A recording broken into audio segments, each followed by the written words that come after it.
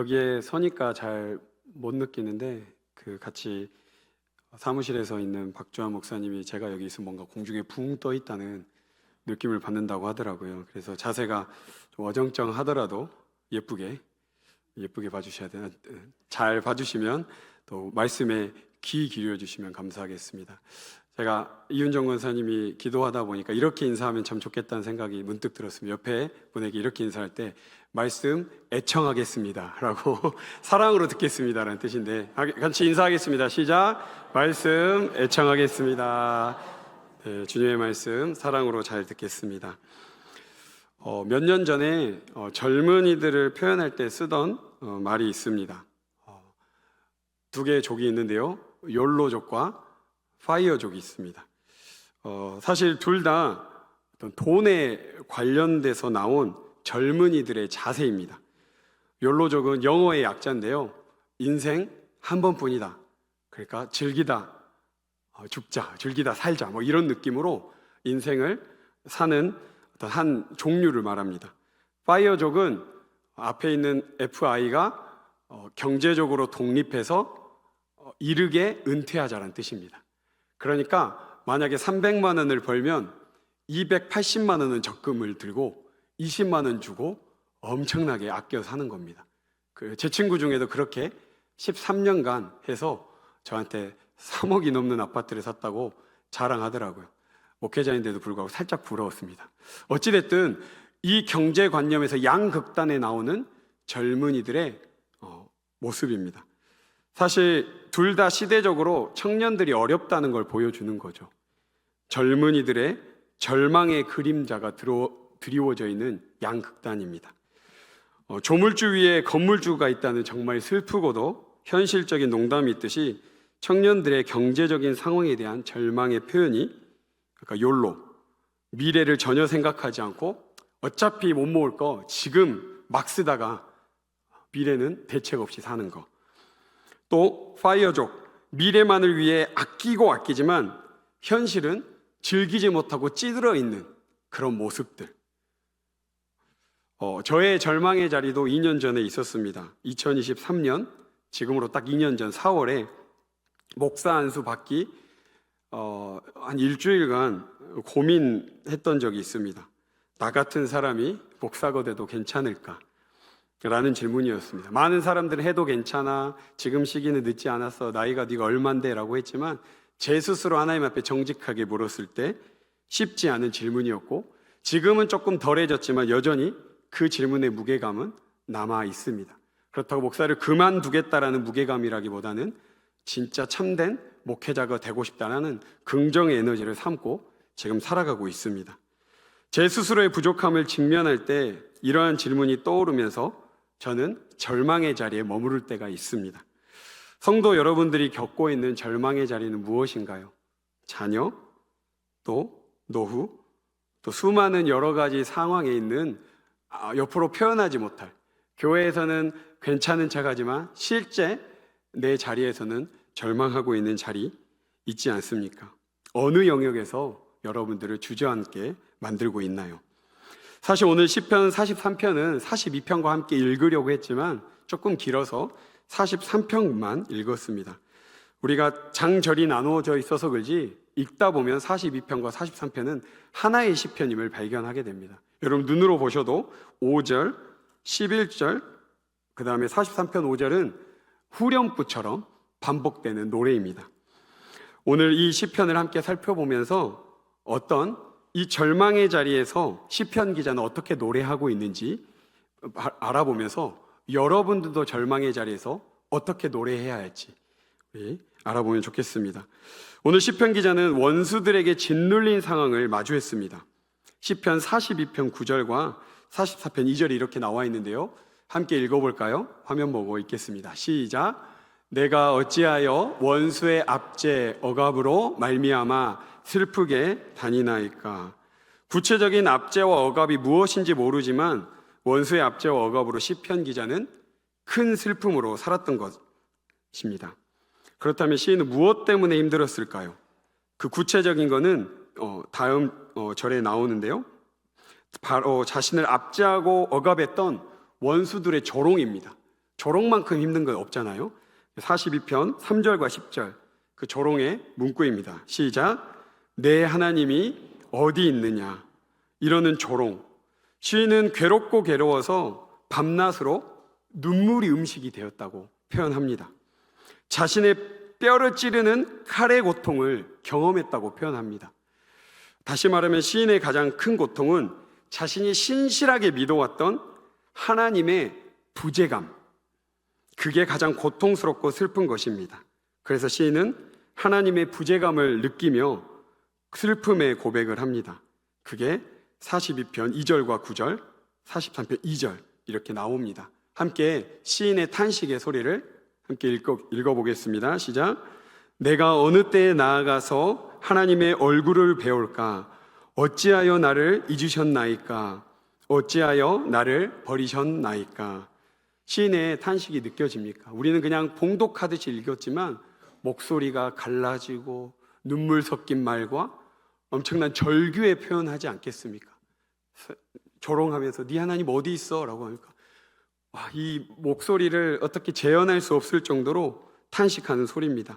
자신을 압제하고 억압하는 원수로부터 벗어나게 해주어야 할 하나님이 느껴지지 않는 이 상황 속에서 터져나오는 슬픔의 탄식입니다. 그리스도인으로서 가장 큰 고통이 무엇일까요? 외부적인 고통, 육체적인 것, 내면의 것, 어떤 자식, 수많은 요인들이 고통스럽습니다. 경제적인 위기, 가정 속 관계 위기, 우리의 육체적인 아픔, 쉬운 것 아닙니다. 그러나 하나님을 믿고 따르며 부족하나마 순종하며 살아온 우리 삶 속에 찾아온 이러한 고통 속에서 하나님이 주무시는 듯한 부재감이 가장 고통스럽습니다. 교리적으로 말하면 하나님은 부재하신 분이 아닙니다. 전제, 어디나 계시는 분입니다. 그런데 부재감이죠. 하나님이 안 살아계신 것 같은 그 느낌입니다. 하나님을 믿고 따랐는데 그분이 일하시지 않고 주무시는 것 같은 느낌이 들 때면 그리스도는 참으로 쉽지 않습니다. 게다가 원수가 네가 믿는 하나님 어디 있어? 그 말 한마디면 우리는 주저앉게 되는 것이죠. 시편 기자도 하나님의 부재감으로 인해 찾아온 감정이 있습니다. 바로 낙심과 불안인데요. 시편 42편 후렴구에 나온 앞부분입니다. 함께 읽어볼까요? 시작. 내 영혼아 내가 어찌하여 낙심하며 어찌하여 내 속에서 불안해하는가. 우린 때론 착각할 때가 있습니다. 그리스도인이라면 낙심과 불안이 전혀 없이 살아가야 한다라는 나도 모르는 압박감과 상대를 바라보기도 합니다. 그러나 죄로 인해 깨어진 세상에 살아가는 우리에게는 불현듯 예기치 못한 상황에 맞닥뜨립니다. 성경에 누가 생각나죠? 욥입니다. 그 안에 낙심과 불안이라는 불편한 손님을 마주하게 되죠. 그때마다 어떻게 하시나요?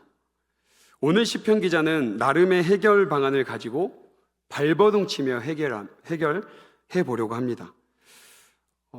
시편 42편 4절 함께 읽어보겠습니다. 42편 4절 여러분의 성경으로 한번 읽어볼 텐데요. 함께 읽겠습니다. 시작. 내가 전에 성의를 지키는 무리와 동행하여 기쁨과 감사의 소리를 내며 그들을 하나님의 집으로 인도하였더니 이제 이 일을 기억하고 내 마음이 상하는도다. 시편 기자는 자신의 공동체와 함께 기쁨과 감사를 가지고 하나님의 집으로 나아갔던 때를 기억합니다. 현재의 문제를 잊기 위해 과거의 은혜를 소환해서 회고하는 것이죠. 여러분 이럴 때 있잖아요. 청년 때 참 뜨겁고 좋았었는데 그때는 참 좋았었는데 라는 우리의 표현이 있습니다. 사실 그 순간은 뭔가 지금 현실을 잊어버린 듯한 마취제 역할을 하지만 그 기억이 사라지는 순간 여전히 현실 문제를 맞닥뜨리면 우리는 주저앉게 됩니다. 또 6절에 보면 요단 땅과 헤르몬과 미살산에서 주를 기억한다는 표현, 정확하게 무엇을 뜻하는지는 알 수 없지만 분명한 것은 그 땅에서 주님과 좋은 추억이 있었던 것입니다.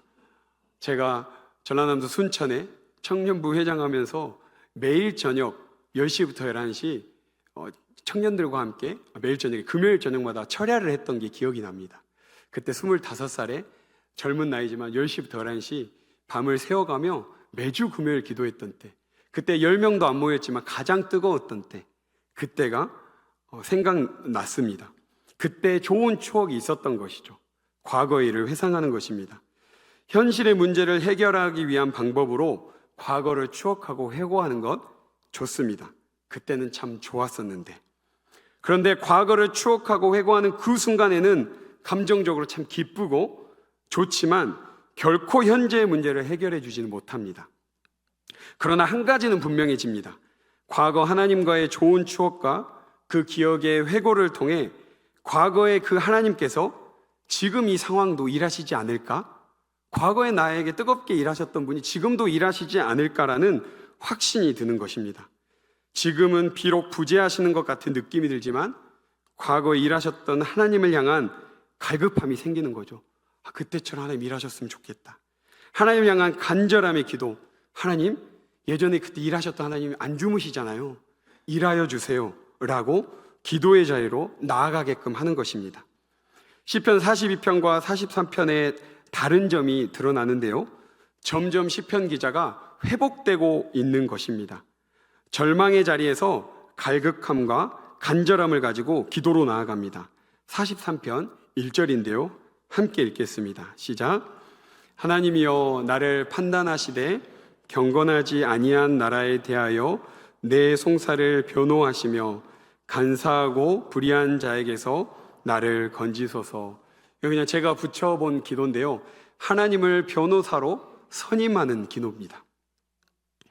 우리에게 법적으로 문제가 생겨서 내 힘으로는 처리할 수 없는 일이 생기면 어떻게 합니까?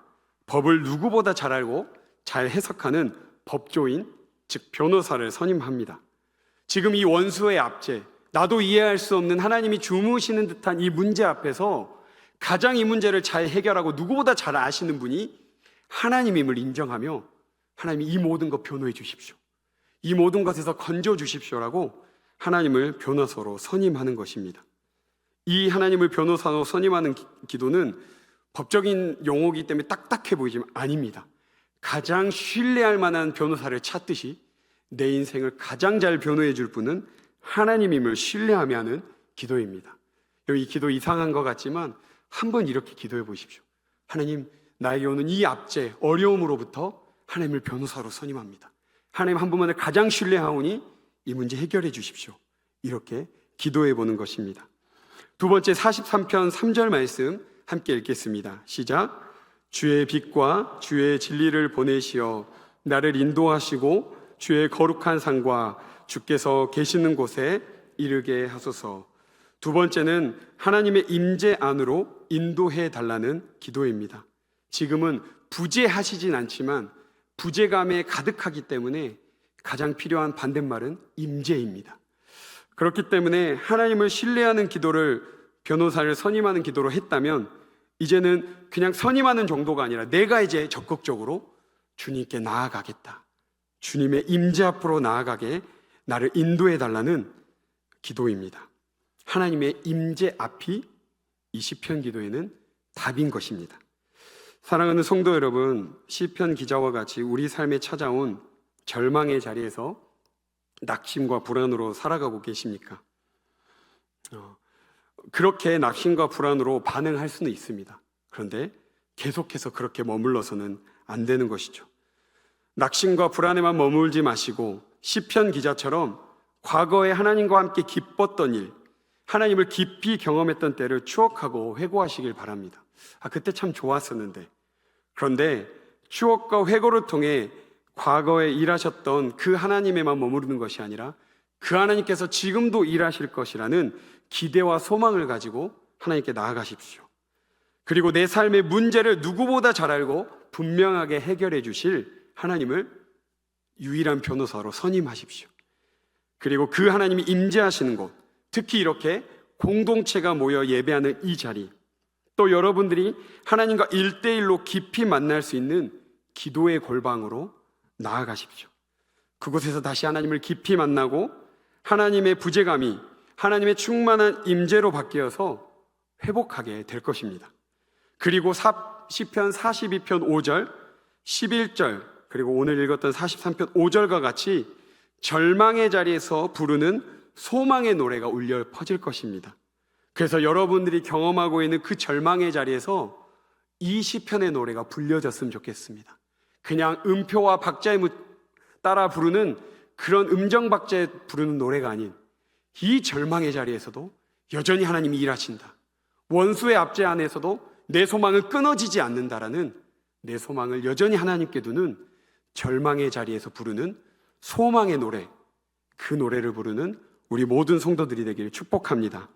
마지막으로 그 절망의 자리에 앉아있다라고 생각하며 그 안에서 부르는 소망의 노래를 마음에 담아 43편 5절 부르고 함께 기도하면 좋겠습니다. 43편 5절, 절망의 자리에서 부르는 소망의 노래입니다. 시작. 내 영혼아, 내가 어찌하여 낙심하며 어찌하여 내 속에서 불안해하는가. 너는 하나님께 소망을 두라. 그가 나타나 도우심으로 말미암아 내 하나님을 여전히 찬송하리로다. 아멘. 우리 함께 주가 일하시네 찬양하면서 기도하겠습니다. 이 찬양의 가사는요, 그 때가 나오는데 모든 때가 절망의 때입니다. 날이 저물어 갈 때, 빈들에서 걸을 때, 내 힘으로 안 될 때, 빈손으로 걸을 때, 절망의 자리인데 이 노래의 결말은 그때가 하나님의 때, 하나님이 일하실 때라고 역설적으로 고백합니다. 우리는 뭔가 잘 될 때를 하나님 때라고 착각하지만 그러지 않습니다. 하나님은 모든 상황에 하나님의 방법과 하나님의 때로 일하십니다. 우리의 원하는 방식으로 하나님의 멱살 잡고 뒤흔드는 방식이 아닌 하나님의 뜻에 동의되고 설득되고 그렇게 따라가는, 이 찬양 같이 고백하면서 하나님, 절망의 자리에서 소망의 노래 부르고 싶습니다. 그 마음으로 함께 고백하겠습니다.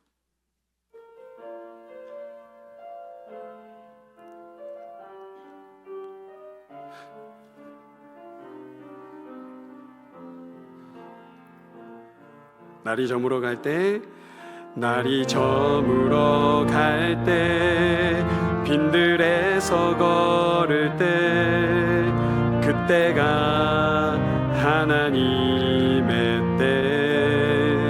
내 힘으로 안 될 때, 내 힘으로 안 될 때, 빈손으로 걸을 때, 내가 고백해 여호와 이래. 한 번 더 고백할까요? 날이 저물어 갈 때, 날이 저물어 갈 때, 빈들에서 걸을 때, 그때가 하나님의 때. 내 힘으로 안 될 때, 내 힘으로 안 될 때, 빈손으로 걸을 때, 내가 고백해 여호와 이래. 그때 주님이 일하십니다. 주가 일하시네, 주가 일하시네, 주께 아끼지 않는 자에게. 주가 일하시네, 주가 일하시네, 신뢰하며 걷는 자에게. 2절입니다. 우리 모인 이곳에 주님 함께 계시네, 누리네 아버지 은혜. 우리가 가진 게 적을지라도, 적은 떡과 물고기, 내 모든 걸 드릴 때 모두 고백해 여호와 이래. 주가 일하십니다. 주가 일하시네, 주가 일하시네, 주께 아끼지 않는 자에게. 주가 일하시네, 주가 일하시네, 신뢰하며 걷는 자, 마지막으로 주가 일하시네. 주가 일하시네. 주가 일하시네. 주께 아끼지 않는 자에게 주가 일하시네. 주가 일하시네. 신뢰하며 걷는 자에게. 기도하겠습니다. 하나님, 절망의 자리에서, 원수들의 압제와 눌림에서, 그 안에서 또 원수들의 조롱이 네가 믿는 하나님 어디 있느냐 할 때 우리는 낙심하고 불안해하고 눈물이 주야로 내 음식이 될 때가 있습니다. 이 시편이 참 귀한 것은 이런 걸 다 속이고 괜찮은 마냥 하나님 앞에 나오라는 것이 아니라 이 상황에서 솔직하게 주님께 탄식할 수 있는 기회를 우리에게 주셨습니다. 하나님, 누구보다 잘하시는 그 하나님을 나의 변호사로 선임합니다. 내 억울함을 변호해 주시고 나를 그 어려움에서 건져 주시옵소서. 그리고 과거에 하나님을 깊이 만났던 그때처럼 하나님의 임재 앞으로 나아가게 나를 인도하여 주시옵소서. 그래야 하나님의 부재감을 느끼는 것이 아닌 하나님의 충만한 임재 아래 다시 회복하게 하여 주시옵소서. 그래야 절망의 자리에서 소망의 노래를 부르는, 세상에서 결코 부를 수 없는 찬양하는 예배자들이 되게 하여 주시옵소서. 그리하여 우리의 노래가 세상 사람들이 궁금해하며 절망할 때 낙심과 불안으로 살아야 되는데 너는 어떻게 노래하니? 라고 물어볼 때 내 안에 살아계신 예수로 인해, 나를 누구보다 사랑하는 성령으로 인해, 나를 여전히 이끄시는 성령으로 인해 이렇게 노래할 수 있다라는 삶의 복음의 증거자들이 되게 하여 주옵소서. 감사하며 우리를 구원하신 예수님의 이름으로 기도합니다. 아멘.